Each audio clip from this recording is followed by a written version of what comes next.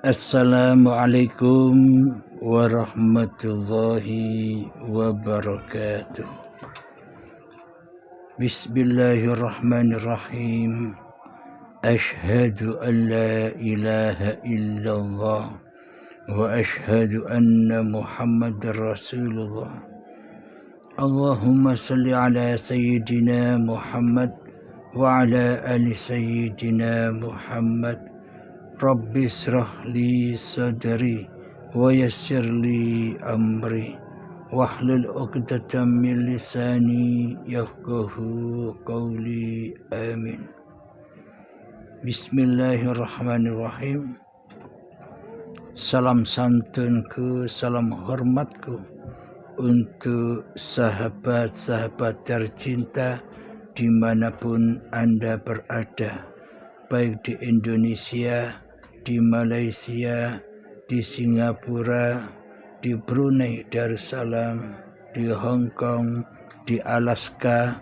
Semoga kalian semua mendapatkan ridho dari Allah Subhanahu wa ta'ala. Amin ya rabbal alamin. Bismillahirrahmanirrahim. Kali ini kita dapat pertanyaan dari saudari kita Bu Ima dari Alaska. Mari kita dengar pertanyaannya. Salam Ustaz, nama saya Ima Biotman dari Alaska. Saya ingin bertanya, bagaimanakah hakikatnya dunia dan akhirat di sisi Allah Ta'ala? Sekian, terima kasih Ustaz. Semoga diberkahi oleh Allah dan sentiasa sihat, dan salam sayang dan salam cinta saya dari Alaska. Waalaikumsalam warahmatullahi wabarakatuh. Pertanyaannya, bagaimanakah yang dimaksud dunia dan akhirat, hakikat dunia dan hakikat akhirat di sisi Allah? Bismillahirrahmanirrahim.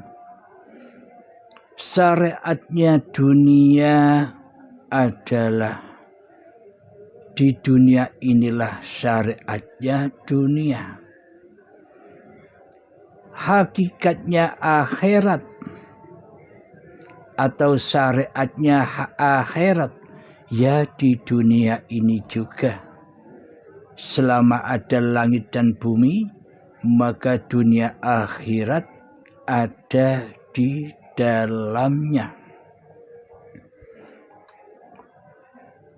Jadi makna dunia di sudut pandang mayoritas manusia adalah hati yang masih teraku-akui sebagai manusianya lah yang merasa berkuasa menjadi Tuhan di dalam hidup dan badan ini. Inilah hakikatnya dunia. Jadi hatinya di dunia, hatinya beriman, berwalikan, menjadi khalifah-khalifah bagi hawa nafsunya sendiri. Inilah hakikat dunia. Salatnya di dunia, ibadahnya di dunia, perbuatan baiknya ada di dunia. Semuanya, seluruh aktivitasnya serba keduniawian. Maka inilah hakikat dunia. Jadi ibadah dan sholatnya tidak akan sampai kepada akhirat. karena jiwanya masih tenggelam di dalam dunia, karena jiwanya masih jadi budak-budaknya dunia, karena jiwanya masih terkurung, masih terbelenggu di dalam lapasnya dunia. Jadi dunia ini sebagai penjaranya. Jadi dunia ini sebagai rajanya, dirinya sebagai budak-budaknya dunia. Selalu disiksa oleh dunia, selalu disiksa dengan apa-apa yang dicintainya di hatinya. Jadi hatinya masih ada di dunia karena pandangannya masih pandangan Dajjal, yakni matanya satu. Dajjal itu matanya satu. Maksudnya satu bagaimana? Bukan satu-satu mata yang seperti digambar-gambarkan Dajjal itu. Maksudnya matanya dua, yang satu buta, yang melek hanya satu. Jadi maknanya Dajjal itu matanya, mata lahirnya melek, tapi mata hatinya picek. Jadi mata hatinya buta. Jadi mata hatinya keras melebihi kerasnya batu. Sehingga di dalam hatinya yang ada hanyalah urusan dunia yang dipelopori oleh hawa nafsu iblis syaitan yang berkuasa di dalamnya. Jadi meskipun ibadah, jadi meskipun sholat, bila di dalam hatinya iblis dan setan yang berkuasa atas hidup dan badan ini, hawa nafsunya yang merasa berkuasa dan mengaku-akui bahwa yang sholat dan yang ibadah itu adalah dirinya sendiri, maka inilah yang disebut amal dunia yang fana.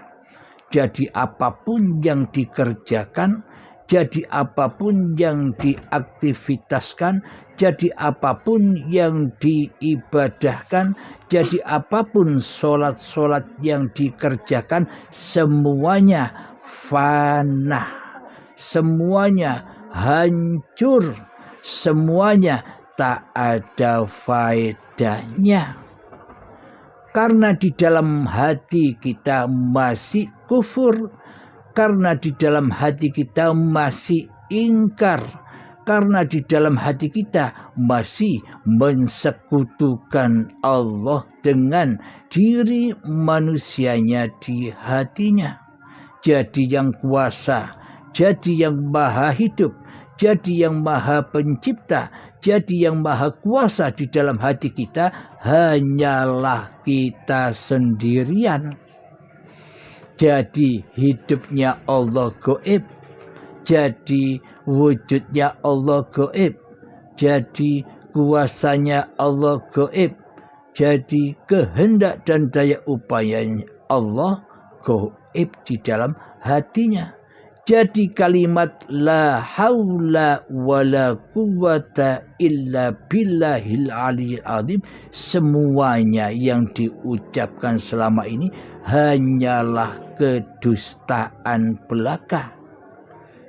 Meskipun mengucapkan la haula wala quwata illa billahil aliyil azim, tapi praktek hati kita tiada yang punya kekuasaan dan daya upaya atas seluruh laku-laku badanku kecuali aku sendiri. Di dalam hati kita kan begitu. Seolah-olah semuanya diaku-akui sebagai laku diri manusianya, sebagai ciptaan diri manusianya.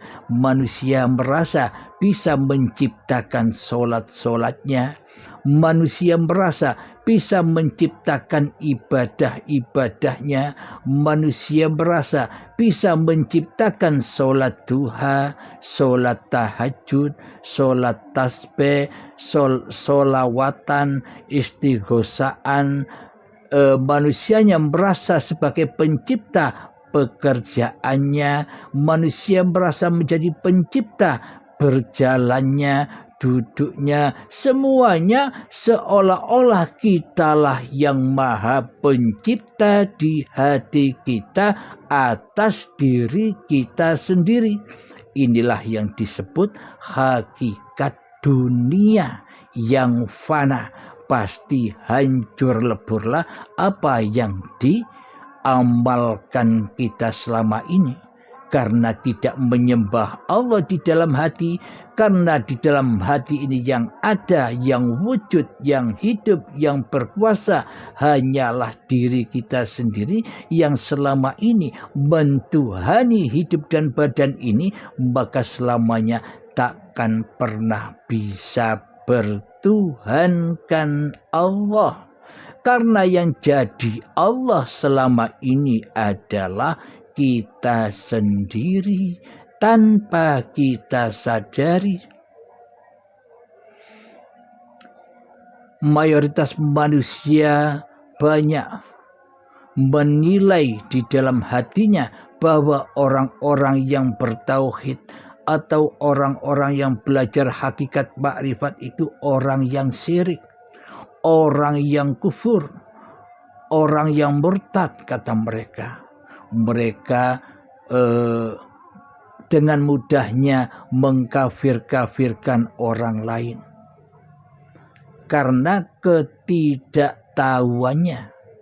Sedangkan kepada dirinya sendiri, kepada kafirnya sendiri, tidak peduli, tidak menyayangi kekafirannya sendiri di hatinya karena kebodohannya, karena kejahiliaannya kepada Allah, sehingga mata hatinya buta. Kafire dewe radikatake, kafirnya sendiri tidak diperdulikan. Kita sibuk mengkafir-kafirkan orang lain, tapi kekafiran kita sendiri tidak kita hiraukan selama ini. Karena kita hanya berpenampilan di luar diri kita daripada berpenampilan di dalam diri. Kita lebih suka mengkaji orang lain, kita lebih suka menghibah orang lain daripada kita mengkaji diri kita sendiri, daripada kita menghibah diri kita sendiri, daripada kita menghisab diri kita sendiri sebelum kita dihisab. Itulah makna dunia. Jadi hakikat dunia dan amal-amal dunia adalah ketika di dalam hati kita yang jadi Tuhan masih diri manusianya, sedangkan Allah digoibkan. Itulah ciri-cirinya manusia yang tidak bertuhan, ciri-ciri manusia yang kufur, ciri-ciri manusia yang selalu mensekutukan Allah dengan diri manusianya. Tandanya Allah gaib di hatinya, tandanya Allah gaib menurut prasangkanya. Itulah tanda-tanda orang yang tidak bertuhan, orang yang belum masuk Islam, orang yang belum beriman kepada Tuhan pencipta diri manusianya. Jadi itulah tanda-tanda penduduk dunia. Lalu bagaimana kita bisa menjadi penduduk akhirat? Jadi bagaimana caranya amal dunia bisa sampai kepada akhiratnya? bagaimana caranya tanaman-tanaman di dunia ini bisa kita nikmati di akhirat. Nah, menurut mayoritas manusia kita selama ini kan akhirat itu bukan sekarang, tapi akhirat itu nanti. Menurut pemahaman keyakinan akidah kita kan demikian. Dunia ini ya sekarang ini, akhirat nanti setelah mati. Jadi setelah mati, matinya raganya akhirat. Bagaimana mungkin raga kita bisa merasakan akhirat sementara badannya sudah kembali menjadi tanah? Jadi yang dimaksud hakikat dunia dan hakikat akhirat itu ya saat ini, ketika hidup dan badan ini masih ada, ketika bumi dan langit masih ada. Jadi dunia akhirat di sini, min dan plus di sini, baik dan buruk di sini, dosa dan pahala di sini, halal dan haram di sini, laki perempuan di sini, taat dan maksiat di sini, semuanya serba di sini. Tak ada yang besok, yang setelah matinya badan. Jika badan sudah mati, sudah tak ada cerita lagi. Badan kembali ke asal usulnya, asalnya dari tanah, kembali ke tanah. Jadi alam-alam yang disebut-sebutkan di luar sana itu bukan besok, tapi sekarang sudah nyata bagi manusia yang sudah bertuhan, bagi manusia yang sudah bermakrifat kepada Tuhannya, bagi manusia yang sudah beriman bahwa yang ada di alam semesta ini hanyalah Allah daripada hawa nafsunya sendiri. Bagi mereka lah semua perjalanan-perjalanan itu nyata adanya. Mohon maaf.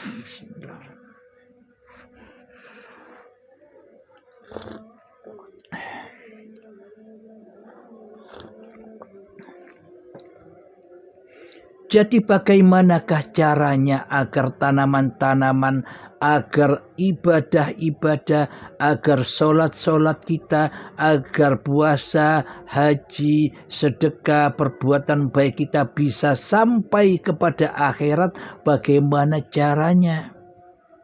Bila tidak sampai ke akhirat, ya amalnya itu ya terbakar di dunia ini, terbakar, dimakan, dibakar di dalam neraka. Siapakah neraka itu? Ya hawa nafsu itulah neraka. Disitulah kumpul iblis dan setan. Selama ini kan kita kumpul dengan iblis dan setan. Selama ini kan kita ada di dalam neraka, tapi kita tidak menyadarinya. Karena bahan-bahannya neraka itu ketika ada badan dan hati yang keras melebihi kerasnya batu, yakni jiwa yang mati kesadarannya, itulah neraka. Jadi bagaimana mungkin Allah menerima sholat dan ibadahnya orang yang kafir, orang yang belum suci, orang yang belum beriman kepada Allah, kepada pencipta dirinya. Jadi agar supaya tanaman-tanaman dunia ini bisa mencapai akhiratnya, maka kenalilah siapa pemilik dunia dan akhirat. Jadi kenalilah siapa pemilik langit dan bumi. Jadi yang memiliki langit dan bumi itu adalah Bismillahirrahmanirrahim. Allahu la ilaha illa huwal hayyul qayyum. Allah, tiada Tuhan yang berhak disembah. Dialah hidup yang kekal, lagi terus-menerus mengurusi seluruh ciptaan-ciptaannya. Jadi hidup yang selama ini kita akui sebagai hidup manusia kita, itulah Allah. Tapi selama ini berhubung hidup ini kita akui sebagai hidupnya manusia, kita buta akan Allah. Karena kita yang jadi Allah, karena seluruh sifat-sifatnya Allah sudah kita akui sebagai milik kita, bagaimana mungkin kita bisa mengabdi kepada Allah sementara yang jadi Allah adalah diri kita sendiri selama ini, sedang Allahnya, sedang pencipta diri manusia kita selama ini kita tiadakan di hati kita, kita goibkan di hati kita tiadakan kekuasaannya atas diri manusia kita di hati kita. Bagaimana mungkin kita bisa mengabdi kepada Allah yang tidak kita kenali selama ini?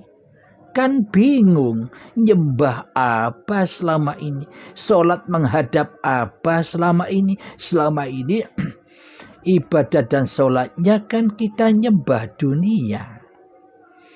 Kan kita nyembah hawa nafsu kita sendiri di dalamnya. Ketika sholat Allahu Akbar, setelah hawa nafsunya dimahabesarkan, setelah hawa nafsunya merasa ngaku bisa sholat, maka setelah Allahu Akbar, hawa nafsu keluar dari masjidnya, hawa nafsu keluar dari badannya. Dengan sekutu-sekutunya iblis dan setan, hawa nafsu keluar mencari apa yang dicintainya, yang dicari, yang dihadap di dalam sholat, dunia dan segala urusan-urusannya. Jadi selama ini kita nyembah Allah apa nyembah dunia? Nah, bila kita tidak mengenal Allah, bila kita tidak bermakrifat kepada Allah, maka sejak detik akil baligh sampai setua ini, seluruh amal ibadah kita, seluruh solat-solat kita, tentunya sudah kita makan sendiri. Tentunya sudah kita persembahkan kepada hawa nafsu kita sendiri. Karena ibadahnya masih di alam dunia, maka terbakarlah di dalamnya. Ibadahnya di dalam neraka. Hawa nafsunya lah yang mengaku-ngakui sebagai pelaku ibadah dan sholat. Ibadah dan sholatnya di dalam neraka. Ia kebakar terus. Tidak sampai kepada Tuhannya. Karena yang disembah di dalam hatinya syaitan yang terkutuk. Syaitan yang nyata. Jadi pada intinya bagaimana caranya sampai ke akhir, ya kenalilah Tuhanmu. Pasrahkan, ridhokan, ikhlaskan di hati kita bahwa sebenarnya hidup inilah Allah yang menguasakan badan-badan ini. Jadi diri manusia kita kembali ke alamnya, yakni menjadi makhluk yang tidak bisa apa-apa, apalagi menciptakan sholat, apalagi menciptakan ibadah, apalagi menciptakan harta-harta yang selama ini Anda cari. Hidup saja tidak punya, apalagi yang lainnya. Nah, inilah yang dimaksud hamba-hamba yang bertuhan, yakni hamba-hamba yang sudah kembali ke akhirat. Jadi hakikat akhirat itu adalah sudah tiadanya dirimu di hatimu. Jadi hakikat akhirat itu adalah sudah sucinya Allah dari keberadaan diri kita di hati kita, suci bersih dari manusia kita, yang ada hanya Allah, hidup yang mengutus badan, hidup yang mempergerakkan badan, hidup yang merajai badan-badan setiap manusia, hidup yang merajai makhluk-makhluk yang diciptakannya. Inilah yang dimaksud hakikat akhirat. Hati sudah kembali kepada esanya Allah. Manusianya sudah tak ada lagi di hatinya. Manusianya sudah mati. Manusianya kembali ke asalnya, yakni hal yang tak dapat disebut-sebut. Inilah maknanya dunia akhirat. Hakikat dunia dan hakikat akhirat. Meskipun badan masih hidup, meskipun badan ini di dunia, tapi hatinya sudah menggapai hakikat akhiratnya.